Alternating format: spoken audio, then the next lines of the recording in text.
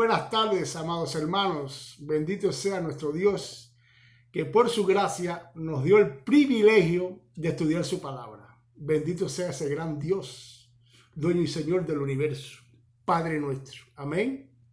Ahora, hermanos, qué mejor que seguir estudiando la eclesiología, es decir, la parte de la teología que estudia a la iglesia en todas sus facetas. ¿Ok? Para recordar algo sobre la clase que di hace alrededor de 2 videos, la palabra iglesia es una palabra en latín. Proviene de la palabra eclesia, del griego, ¿verdad? Ahora, esta palabra eclesia, la palabra griega eclesia, fue la traducción que se le dio a la palabra en hebreo Gaal, que la palabra Gaal significa congregación o asamblea. Así de sencillo, ¿verdad? Fue fácil, ¿no? Me di a entender. Gaal en hebreo, eclesia en griego, iglesia en latín. Esa es la iglesia. Ok. Ahora, no es menos hecho, hermano, que debido a esta traducción, algunos, como que queriéndole quitar mérito a nuestro Señor amado Jesús, dicen que la iglesia no surgió en el tiempo de Jesús, sino que anteriormente hubo iglesia, refiriéndose al desierto, ¿no? A lo que es el Taná, el Antiguo Testamento. En honor a la verdad, en honor a la palabra de Dios, que es la verdad, es verdad que sí. Había iglesia en ese tiempo, en el Taná. Ahora, esta palabra iglesia, según el contexto de hoy, no ha cambiado su significado. Sigue significando lo mismo. Reunión, asamblea. Ok. Pero sí se le han agregado nuevos significados. ¿Y quién le agregó esos nuevos significados? El Señor de la gloria, Jesucristo, el Dios de Israel. Amén. Vamos a ver ahora algunos aspectos importantes en lo que es la iglesia del Tanakh, del Antiguo Testamento, y la iglesia del Nuevo Testamento, del Brit Hadashah, ¿ok? La que estaba bajo el mando de Moisés y la que hoy está bajo el mando de nuestro Señor Jesucristo. Amén. La iglesia en el Tanakh comenzó en el desierto, ¿verdad? Éxodo 12:51, ya podemos ver cómo el faraón saca al pueblo de Israel de su pueblo, debido al último, de lo último que hizo Dios para que sacara el faraón a su pueblo al desierto, fue la muerte de sus primogénitos. Después de eso ya el faraón cedió, dijo, bueno, váyanse. Ahora, la iglesia en el Brit Hadashah, en el Nuevo Testamento, surge en el mismo pueblo de Israel, en la tierra prometida.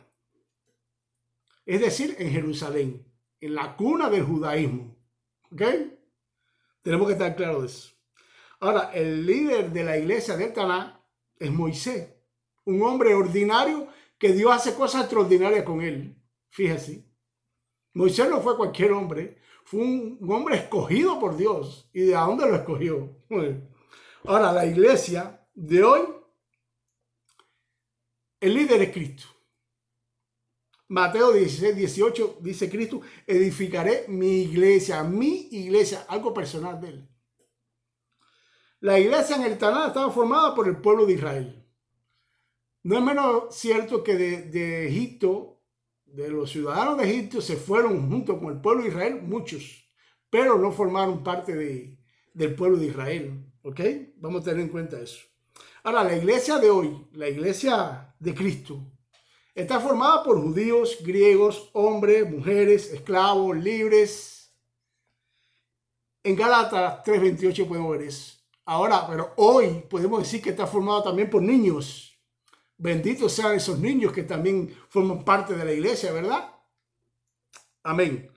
La iglesia en el Tanakh tenía su sumo sacerdote y su sacerdote, es decir, Aarón, el hermano mayor de Moisés, y los hijos de Aarón, que eran 2. Eran los sacerdotes de ahí. Ellos ofrecían sacrificio y ofrenda para Dios, para el perdón de los pecados del pueblo. Pero antes de hacer eso, ellos tenían que ofrecer sacrificios y ofrendas a Dios por sus pecados. Es decir, imagínate eso, me vas a salvar a mí, pero tienes que salvarte tú primero. Ok, eso lo podemos ver en Éxodo 29, en el libro de Levítico, todas esas cosas eran ordenadas. Había muchas ordenanzas para los sumos sacerdotes también y para los sacerdotes. Nuestro líder, Jesús, a su vez es nuestro sumo sacerdote. Este sumo sacerdote no tuvo que hacer sacrificio ni ofrenda para el perdón de sus pecados, ya que en él no hubo pecado, aunque fue tentado en todo según nuestra semejanza. Hebreos 4:15.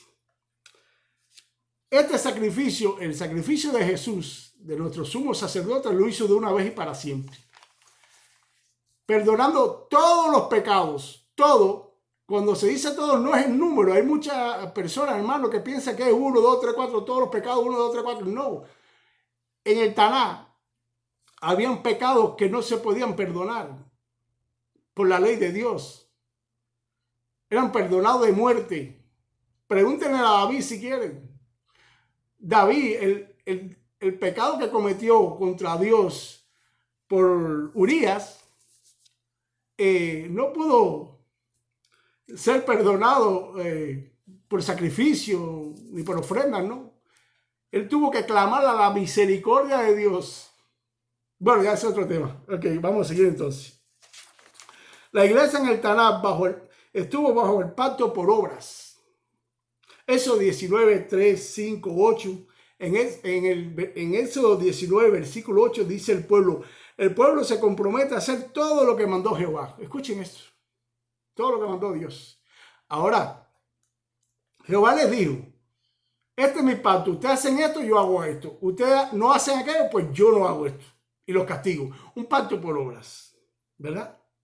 La iglesia de hoy estaba bajo un mejor pacto. El pacto de la gracia. Mejores promesas. Un mejor mediador. El mediador en el Taná, de la iglesia del Taná, era Moisés, su hermano y los sacerdotes, ¿verdad? Pero en este no. En este es, imagínate, Dios mismo está pactando con él mismo. Y está sentado a la diestra del trono de la majestad en los cielos. Hebreos 8, 1, 2 y 3. Ahora, en la iglesia del Taná, Dios vivía en medio de ellos. Éxodo 25, 8. Dícele así, y harán un santuario para mí y habitaré en medio de ellos.